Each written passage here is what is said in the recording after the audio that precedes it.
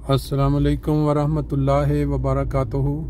सुबहान अल्लाह व बिहम्दिही सुबहान अल्लाहिल अज़ीम। अल्लाहुम्मा सल्लि अला मुहम्मदिन व अला आलि मुहम्मद कमा सल्लैता अला इब्राहीम व अला आलि इब्राहीम इन्नका हमीदुम मजीद। अल्लाहुम्मा बारक अला मुहम्मदिन व अला आलि मुहम्मद कमा बारकता अला इब्राहीम व अला आलि इब्राहीम इन्नका हमीदुम मजीद। दोस्तों, आज 27 मई 2023 का एक मुबारक दिन। आपको शायद इल्म ना हो कि 27 मई यौम खिलाफत का दिन जो पूरी दुनिया में जहाँ जहाँ अहमदी आबाद हैं वो मनाते हैं। और खिलाफत के मुतल्लक कुरान पाक में भी आया है कि जब मोमिनीन पर कोई तकलीफ़ का वक्त आता है तो उसके बाद अल्लाह ताला उनको खिलाफत के साए तले ले आता है, खिलाफत से नवाजता है। आज के दौर में अगर आप गौर करें तो पूरी दुनिया, इतना इंसान है दुनिया इस ज़रूर ज़मीन पे, लेकिन वो कौन से खुशकिस्मत लोग हैं जिनको अल्लाह ताला ने खिलाफत जैसी नेमत से नवाज रखा है। हम सभी जानते हैं कि जब कोई बच्चा इस दुनिया में आता है तो उसका मज़हब या उसका रुझान बड़े होने तक वही बन जाता है जो उसके माँ बाप का होता है। ये एक फितरती अमर है। लेकिन अगर माँ बाप बच्चों के ज़हनों में जहर भर दें किसी भी दूसरे फ़िरके के मुतल्लक या किसी दूसरे मज़हब के मुतल्लक, तो वो बच्चा जो है, लाजमी बात है कि जब बड़ा होगा तो वो जहरीले जहन के साथ बड़ा होगा। उसको यही पता होगा कि ये फ़लाँ जो लोग हैं या फ़लाँ जो फ़िरका है ये इस्लाम मुखालिफ है, ये मुसलमान नहीं है। पहले बेशक वो था लेकिन फ़लाँ वक्त, वो तो उनको नहीं बताएंगे माँ बाप, लेकिन उनको इतना बताएंगे कि ये जी यार मुस्लिम है, इनके साथ नफरत करनी है।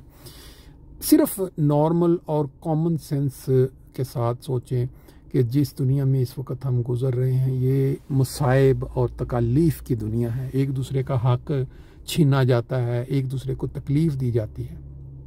ये मेरे सामने आप गाड़ी देख रहे हैं, ये बाकी गाड़ियों की निस्बत डिफरेंट है, खुली गाड़ी है।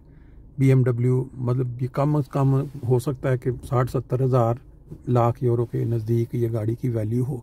बाकी सब जो है वो बंद छतों वाली गाड़ी में बैठे हैं, लेकिन इसको अल्लाह ताला ने तौफीक दी है कि ये बड़ी गाड़ी खरीद सके, महंगी गाड़ी खरीद सके, वो अपना इंजॉय या फ़न हासिल कर सके।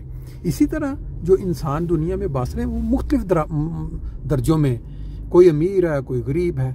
और दूसरी साइड पे अगर देखा जाए जहन सोच के एतबार से, तो कोई बंदा मुस्बत सोच रखता है, पॉजिटिव, क्योंकि जो इंसान जिस मज़हब के साथ रह रहा है उसको जीने का हक है। वो जो सोचता है इसके सोच के साथ उसके साथ जुल्म करना या उसके मुतल्लिक नेगेटिव सोच ज़हन में ले आना कि ये फ़लाँ फ़िरके का या फ़लाने मज़हब से है इसलिए ये काबिल नफ़रत है, इसके हकूक़ सलब होने चाहिए, इसके ऊपर ये होना चाहिए वो, ये सबसे ज़्यादा तकलीफ़ दे बात है।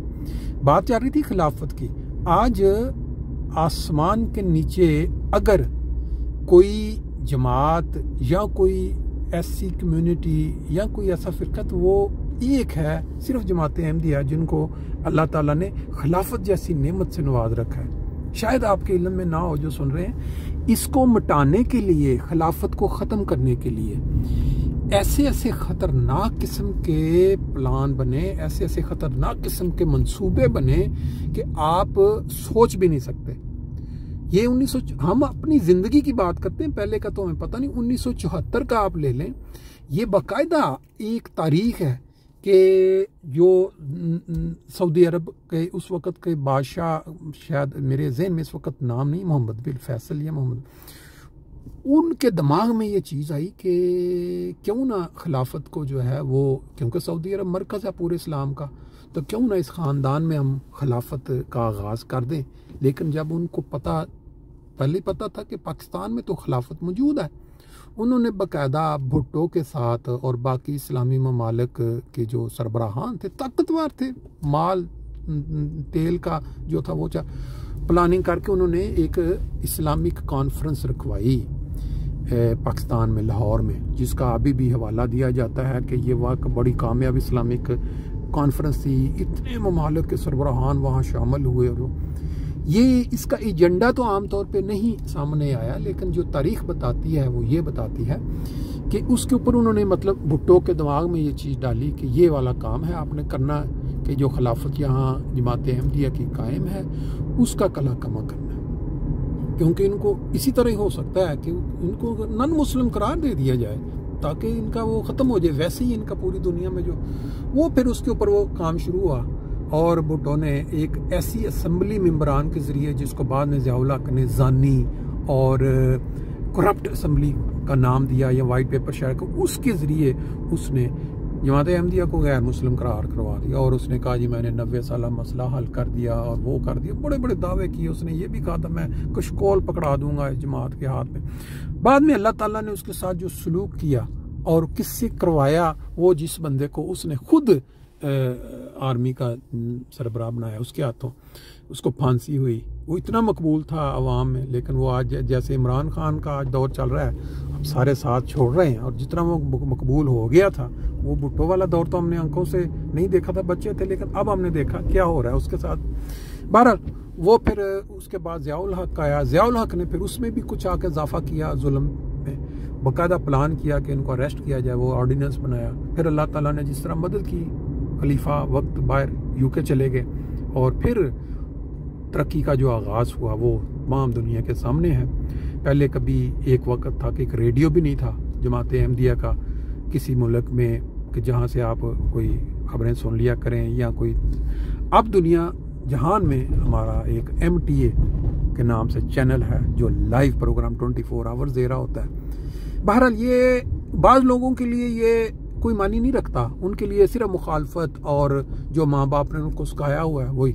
लेकिन बाज़ लोगों के लिए जो अक्लमंद है, फहम रखते हैं और इस पे गौर व तदब्बर करते हैं, ये बहुत बड़ी नेमत है। ये सिर्फ सरासर खुदा ताला की जो खिलाफत की जो छत है जमात अहमदिया, उसके ज़रिए ये सिस्टम चल रहा है और इसका आगाज़ भी चौथे खलीफा ने किया था, MTA मुस्लिम टेलीविज़न अहमदिया। बहरहाल आपको ये धूप, खूबसूरत धूप के अंदर जो मंजर नज़र आ रहे हैं ना, ये असल मकसद ये है कि लोग एंजॉय करें, मंजर भी देखें और साथ साथ खिलाफत डे। हम इस वक्त जा रहे हैं, अपना जो मरकज़ है फ्रैंकफर्ट में हमारा जमात अहमदिया को, उधर वहाँ आज खिलाफत डे यानी यौम खिलाफत के नाम से मनाया जाएगा। मुख्तलिफ जो तकारीर होंगी उसके ऊपर पहले तिलावत होगी, नज़म होगी, फिर मुख्तलिफ जो मुरब्बियान हैं उनकी तरफ से। एक मैं ज़िम्नन जिक्र कर दूँ कि नबी पाक सल्लल्लाहु अलैहि वसल्लम की एक हदीस के मुताबिक ये जिक्र भी मिलता है कि जो इस तरह की महफिलें होती हैं जहाँ अल्लाह और अल्लाह के रसूल का जिक्र हो, वो इस दुनिया में जन्नत के बागात होते हैं और वहाँ जो शामिल होता है उनको अल्लाह ताला वैसे ही बाज़ औक़ात सिर्फ बेशक किसी और नीयत से भी शामिल होकर देखें तो सही, आज खाना क्या मिलना है, आज वहाँ पे लोगों से मुला, उनको भी अल्लाह ताला बख्शिश देता है। और फिर ये भी है अल्फाज कि वहाँ जन्नत के बागात में कभी चलने जाए। बहरहाल ये मैं कई दफ़ा पहले कोट कर चुका हूँ। अब बात सिर्फ इतनी है कि जो खिलाफत डे है ये जमात अहमदिया में क्यों मनाया जाता है, इसलिए ताकि ये जो नई जनरेशन हैं, अगले पैदा होने वाले बच्चे हैं जो बड़े हो रहे हैं, उनको पता हो कि खिलाफत की क्या अहमियत है इस्लाम में, मज़हब में, क्या खिलाफत क्यों है, खिलाफत अल्लाह ताला ने क्यों खलीफा जो है वो मोमिनीन को अता करने का कुरान मजीद में बताया हुआ है। तो आज उस सिलसिले में खिलाफत डे जो है वो होने जा रहा है। इस वक्त मैंने आपको रास्ते में चलते चलते ये मनाजर, क्योंकि धूप बड़ी अच्छी थी तो मेरा दिल किया कि चलें वहाँ तो हम जा ही रहे हैं तो हम दोस्तों के साथ ये भी शेयर कर लें कि खिलाफत डे क्यों मनाया जाता है और खिलाफत जो है उसकी बरक़ात क्या हैं। ये तो आपके सामने है सारा, पूरी दुनिया के अंदर एक वाहिद जमात है जिसको अल्लाह ने खिलाफत से नवाज रखा है और फिर उसके साथ जो बरकतें हैं वो भी बारहा जिक्र उनका मिलता रहता है। जैसे एक लड़ी में प्रो दिया जाए किसी को और उस माला का जो एक सबसे बड़ा वो ऊपर एक होता है बड़ा मोती, वो खलीफा, और उसके मुंह से निकले हुए जो अल्फाज हैं वो हर अहमदी के लिए मानी रखते हों और वो फिर उस पर अमल भी करते हों। बहरहाल ये पहला हिस्सा जो है ये मुकम्मल हो गया है, पार्ट 1। इंशाल्लाह बाकी हम जाके कुछ मनाजर मस्जिद के बाहर, जहाँ हमने जलसा अभी होगा खिलाफत डे, और वहाँ पार्किंग का क्या सहूलत है, और फिर जो एंट्री होती है वहाँ, वो तकरीबन जोक दर जोक पूरे फ्रैंकफर्ट से लोग, पूरी जर्मनी में नहीं बल्कि पूरी दुनिया में जहाँ जहाँ जमात अहमदिया के सेंटर्स हैं, मसाजिद हैं, वहाँ ये दिन जो है बड़े शौक़ से मनाया जाता है। उसके ऊपर फिर नई जनरेशन को जो है वो बताया जाता है कि खिलाफत जो है बेसिकली ये कितना बड़ा इनाम है अल्लाह ताला का। तो अभी देखते हैं चल के, अभी कुछ बातें। तो आपने ये मंज़र, ये मैं आपको इसे बताता जाऊं कि इस वक्त गुजर रहे हैं हम फ्रैंकफर्ट, ये जो बोनामेज़ का इलाका है।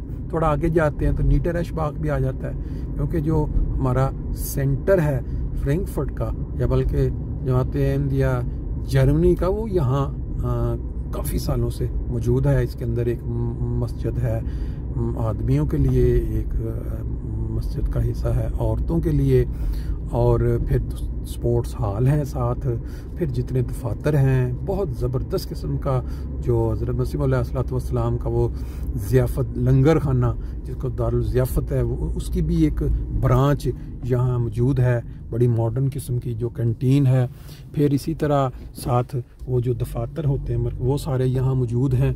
ये तो मैं पहले कई दफ़ा, ये देखें, ये आज छुट्टी का दिन है तो लोग बड़े गाड़ियाँ धोने के लिए आए हुए हैं। तो बाकी इंशाल्लाह ताला वहाँ पहुँच के आपको तो बाहर का मंजर दिखाते हैं। अमूमन सुबह फजर के बाद इसी रास्ते से वो जो सैर वाक होती है, यहाँ से निकल के तो जो अंसार आए होते हैं 4, 5, 7, 8 हो जाते हैं। ये हमारा वो सामने जो आपको बिल्डिंग नज़र आ रही बैतुल अफ़ियत अंसारुल्लाह और लजना का ख़रीदा हुआ अभी आगाज़ नहीं हुआ, और ये वो मस्जिद है जिसका जिक्र मैं कर रहा था। बहुत ही वसी और खुले जो हॉल्स हैं यहाँ ऊपर बन रहे हैं लजना के लिए, बाकायदा एक क्या कहते हैं फिटनेस सेंटर, फिर अंसार के लिए तमाम दफातर और एक मस्जिद।